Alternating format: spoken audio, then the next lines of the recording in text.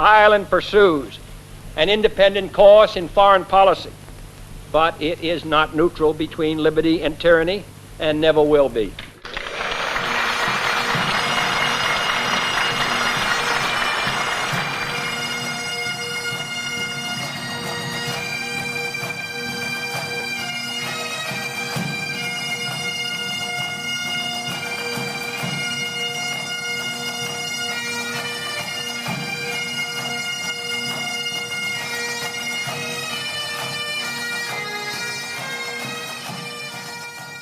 Congo got its independence from Belgium on the 30th of June 1960, and this was part of a wind of change that was moving through Africa in 1960 and 61, countries getting independence from their former colonial masters.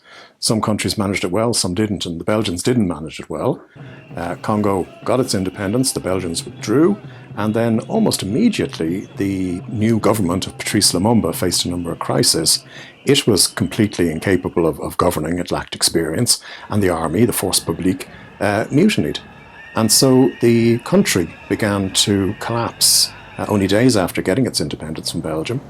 So the instability in Congo caused by the collapse of the near collapse of the new government was one of the reasons that the UN had to get involved, and involved very quickly, to try and prop up what looked like becoming what we now call a failed state.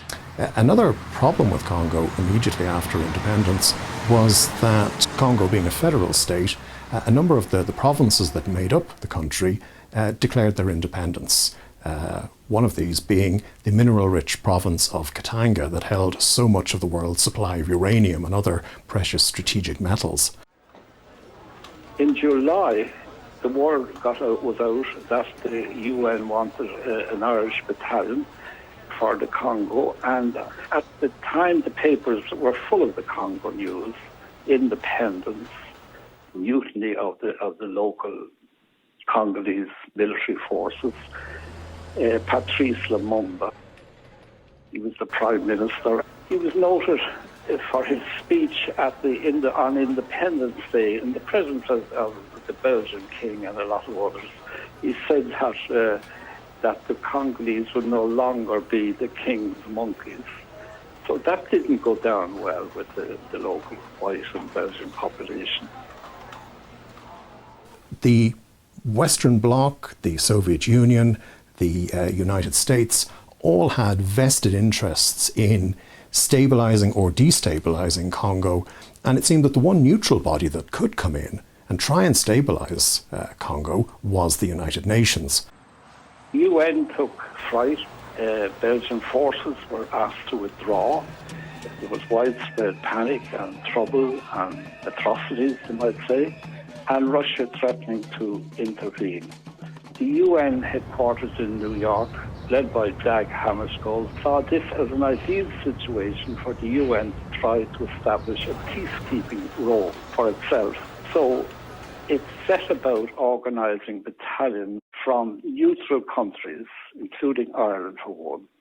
And that's how the 32nd Battalion came about in late July. When the request came through from the UN Secretariat, from Secretary-General Dag Hammarskjöld, for Ireland to provide a contingent, Aiken jumped at the possibility because it was absolutely part of the obligations and responsibilities that he, as Minister for External Affairs, expected would be part of Ireland's UN membership, that Ireland was now showing actively its engagement with the UN. I had managed to persuade a beautiful Aer Lingus hostess to be my wife, and we were planned to have our marriage in September 1960. So along came mid-1960, and of course the Congo exploded on the international scene. And all the Defence Forces were asked to volunteer for overseas service. So I did, as everybody else. We all volunteered to a man, I think. Well, in 1960 I was married with 3 children. I was living in the city and stationed in Conn's Barracks in Cork. I went in of a Monday, little known at the time that this would be a life-changing experience for us all that particular day. But when the announcement came on around the middle of July that there was a troop going to the Congo, on the very first peacekeeping mission by an Irish battalion. Teeth inspected, see what I stand up to 6 months in the Congo, and rushed back up to Dublin, told to pack my bags. I was going to the Congo. They had suddenly discovered or realised that French was the language in the Congo, and that this young innocent officer who was just commissioned would probably be a very useful addition. Now, of course, this caused mayhem among our families because we had our wedding arrangements all made for September. So we decided to bring our wedding forward to the 13th of August. But we only had 6 days left after that before I left. So to her eternal credit, my wife agreed to a 6-day honeymoon in a most unexpected location, the Curragh camp, where 6 days later I found myself at Baldonnel in the bowels of a Globemaster aircraft taking off a wheelless base. My mother got a call, I think from my father, saying he was being transferred to the Congo. She was very upset. I think she had a fear of Darkest Africa. In July then, the 1st Battalion was formed, and 32nd Battalion, and I was nominated to be in charge of a Guard of Honour for Sean Lamass, the Taoiseach, when the 32nd Battalion paraded through O'Connell Street before they left. Now, up comes July 1960, Congo. I was a young sergeant at the time. I volunteered. I was not selected, so I was quite happy not to be selected. I was on the range the following day, so I came home that evening from the range and I was told, "You're picked." So-and-so got cried off and the other fellow failed the medical. Went home and told my wife, my young 20-year-old wife. We both fully didn't understand. We were both kind of numbed by the whole kind of thing. I suppose looking back on it, and it's very vivid to me, the memory of that particular day, the discussions, looking for maps to find out where we were going, what was going on out there. It was very hard to get information. Families didn't know what hit them. The men wanted off for the adventure, and that was that. Time went on then into August, and the government was asked for a 2nd Battalion. And I was lucky to be appointed as a platoon commander in A Company, number 3 Platoon, A Company, 33rd Battalion. So that was it. I was on, and before I knew what, I was carrying the flag down O'Connell Street in front of a parade of 700 men and officers, down through Dame Street, across the bridge, into O'Connell Street with crowds cheering on both sides. The excitement was unbelievable. But the French and the flag carrying and the ADC thing all put me there in the front of that battalion. I was thinking going home how I was going to preach this to my wife. Unfortunately, that was it anymore. And so I said, I went into her and I said, I'm volunteering for a trip abroad for 24 weeks rather than say 6 months. One of the reasons so many volunteered, we have this kind of mundane type of lifestyle, and here's an opportunity now we're all training maybe to put into practice. I remember getting a torch, some snappy underwear and pyjamas. First time in the army, soldiers ever got an issue of pyjamas. Our equipment wasn't really suitable for overseas, but nobody said nothing. We still had our hobnail boots and our heavy uniforms and grey bag shirts going out, but there was no complaints. Everybody just got on with the job. I do remember the company was brought by bus so to the Dublin Zoo to see what kind of animals they might see in the Congo. Well, as it turned out, we didn't see any except a few snakes. And I didn't even have time to visit or talk to my aged parents in the country. On the morning of the 22nd, of course, heading off. And at 6 o'clock that morning, she made breakfast. We kissed, I hugged the baby, and we said goodbye. Now, she said to me, God, she'll be 8 months when you come back. So I got on my bike, 6:30, cycled off for Collins Barracks.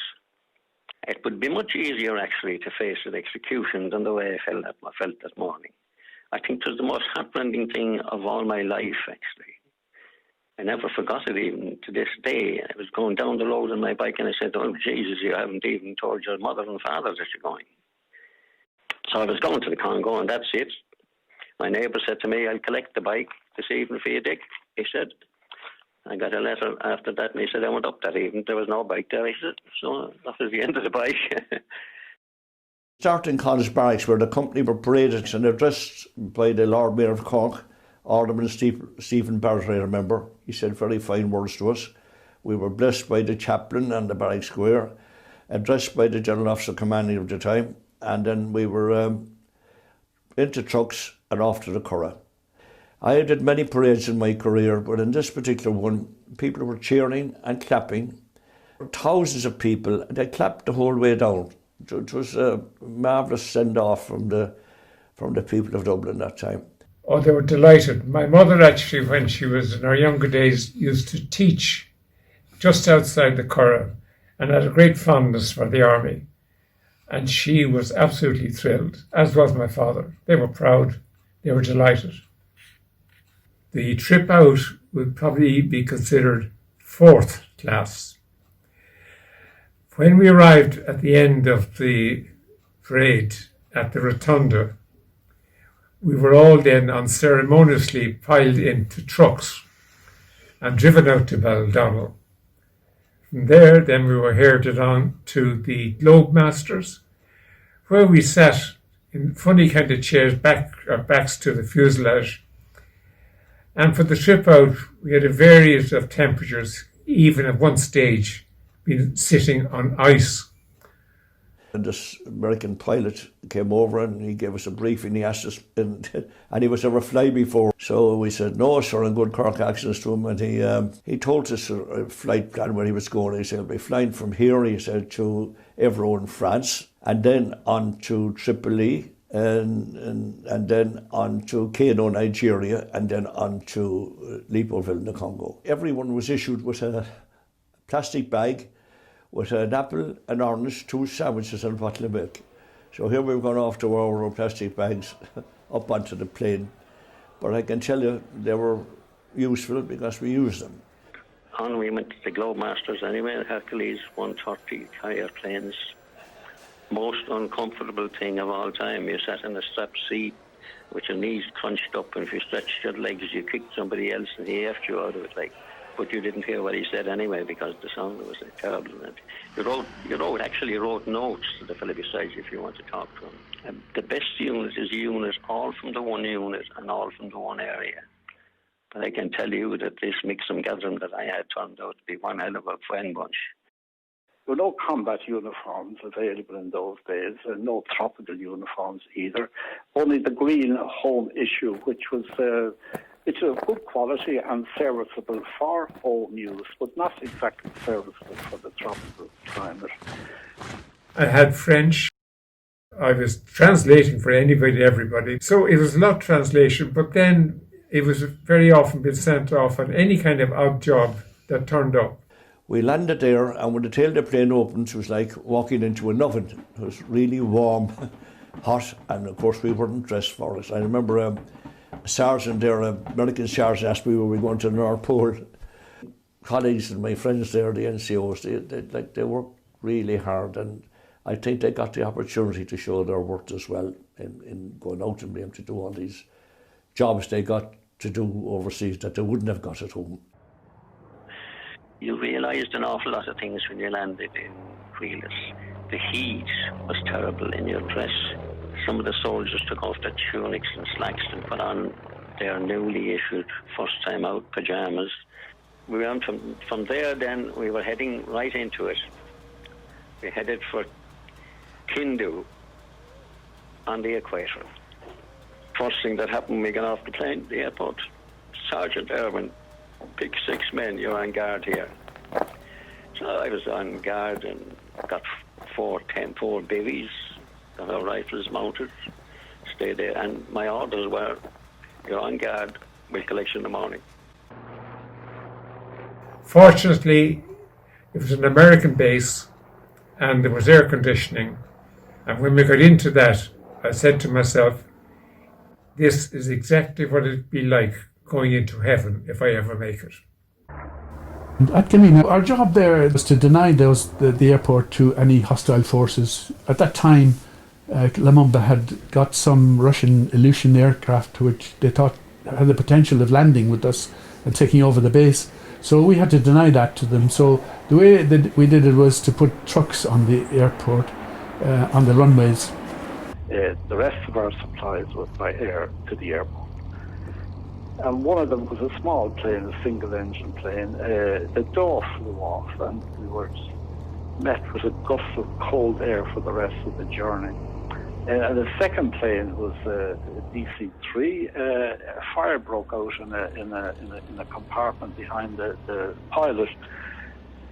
The second pilot spent the next half hour with fire extinguishers extinguishing the fire, which he did, but the cabin was full of smoke for the rest of the journey. The officer said to me, Sarge, you go in the lead truck. So I said, James, I'm in the lead truck. I want to know where I'm going anyway. And so I went into the office and I said, have we got a map of this giant, like, where are we going to? And the man said to me, no, you don't need any map, he said, because you go down there, turn left, he says, and go 200 miles and you'll be happy. You'll be there.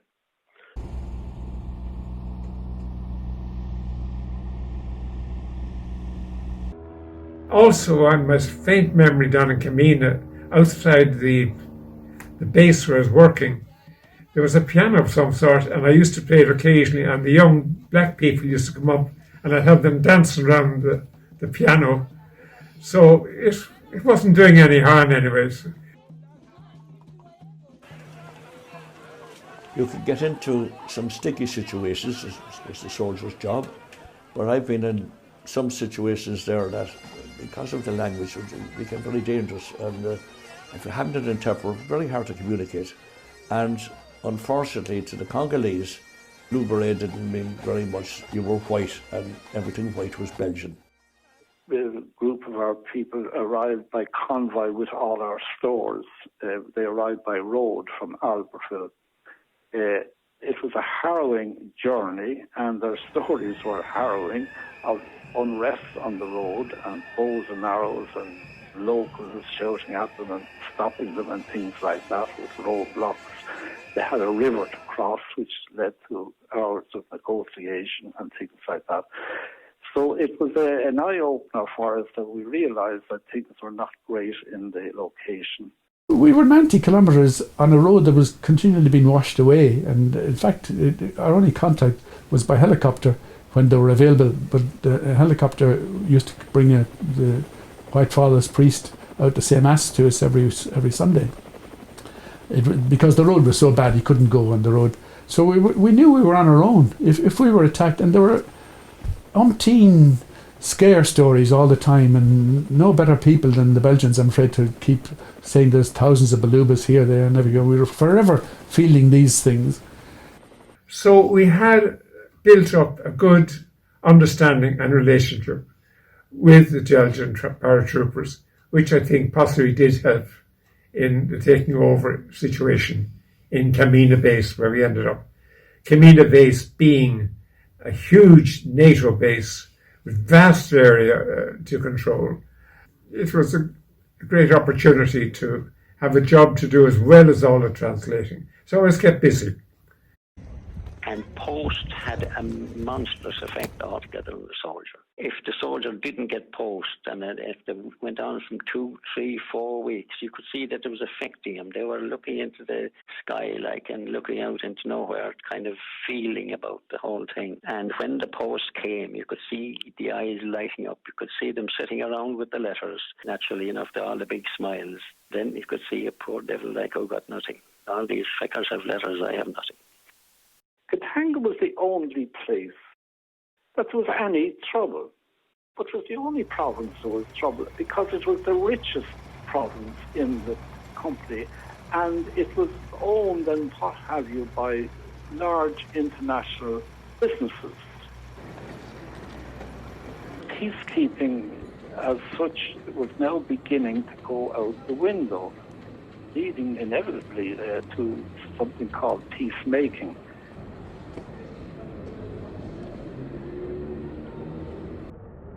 Our mission there was, we were told to stop the Russians from landing.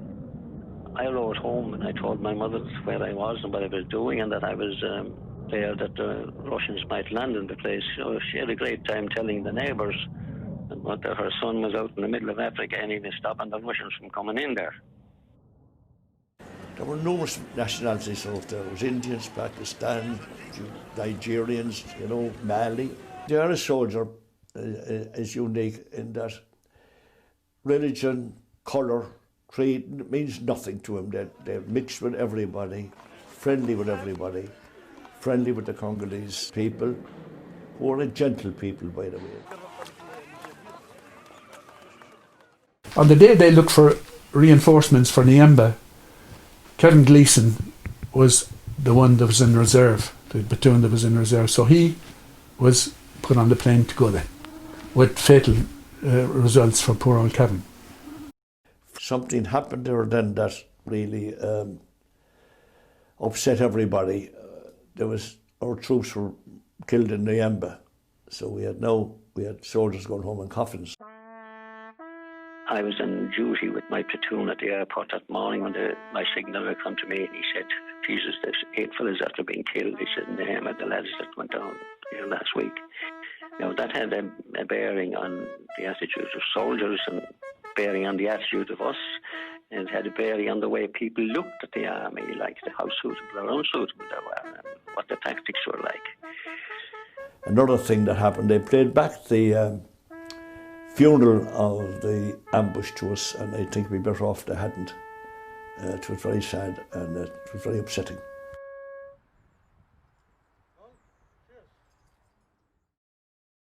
I should also mention the death of a company sergeant, Felix Grant, who was the senior NCO in that company. Tragically died on the 3rd of October. He was a big loss to the company at such an early stage. The tracks would be torn up here and there. At one stage there was 300 yards of track torn up and we were surrounded by belugas. Fine ambush.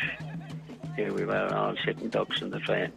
But anyway, our interpreters, he negotiated on our behalf and he got them to cool down. And eventually we got them to fix the track and we moved on. I was approached by the Congolese conductor of a train who rushed up to me saying there's a Belgian gone berserk back in the carriage. He's firing his pistol, putting holes through the roof of the carriage.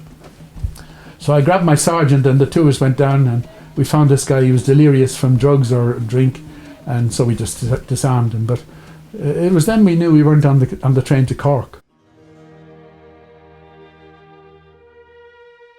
On October 28, 1960, Colonel Justin McCarthy was killed in a vehicle accident in Leopoldville, now called Kinshasa, in the Republic of the Congo.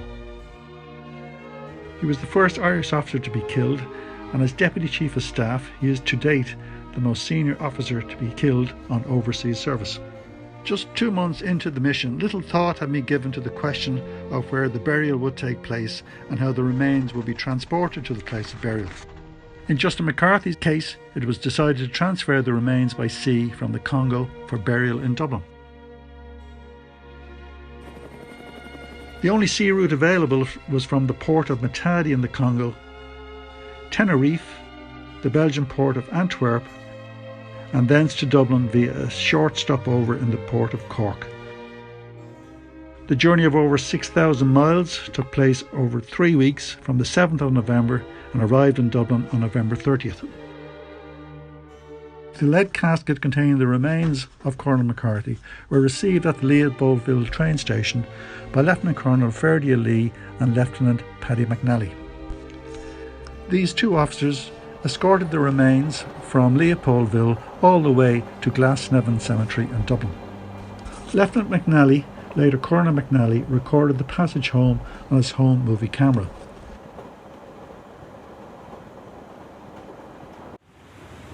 It is salutary to recall that as the SS Charlesville departs Matadi, bearing the remains of Colonel McCarthy, some 1,500 miles to the east, the Niamba ambush is taking place.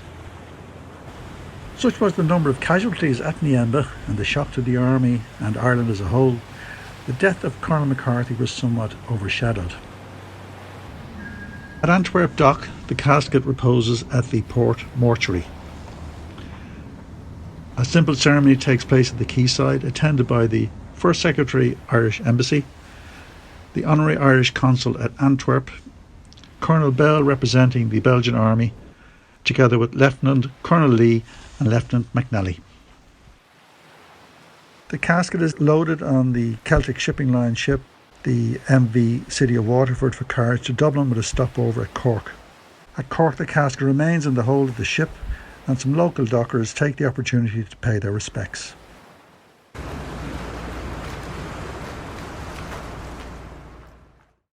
There was no time between his being told that he was being transferred from Gaza to the Congo, even to come home. And we never saw him again. Then it all ended when I was collected from school one day and taken home, and my mother told me that my father had died in a car crash that morning. And then our life changed. During the most difficult moments in our lives, we find solace in happy remembrance of those who brought happiness into our lives, and thus gave us strength to accept the inevitable bereavements which life itself faces us with. At this moment, when I cannot be present to say my last farewell to my life's companion, I find solace and contentment in the belief and conviction that Justin has laid down his life in service to better the future of the next generation, in which his young son will participate. My hope and belief is that his son will live to be proud of his father's contribution to this end. We are with you in spirit and in our prayers.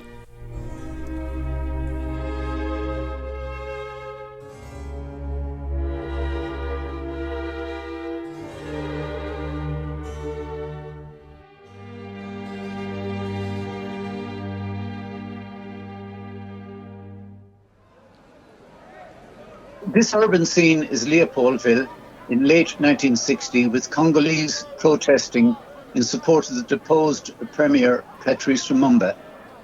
The protest is set to coincide with the visit of the United Nations Secretary General. The troops are from the Indonesian battalion stationed in Leopoldville, and the unit is conducting local security operations. Some of its elements are portrayed in crowd control configuration in the vicinity of Camp Martini and the UN headquarters.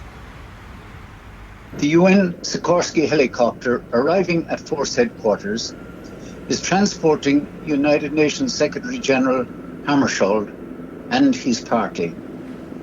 This visit is conducted in the context of continuing problems with the government's stability, the international pressure to reinstate Lumumba, and the widespread political turmoil. All of this at a time when the mandate for the force is scheduled for renewal.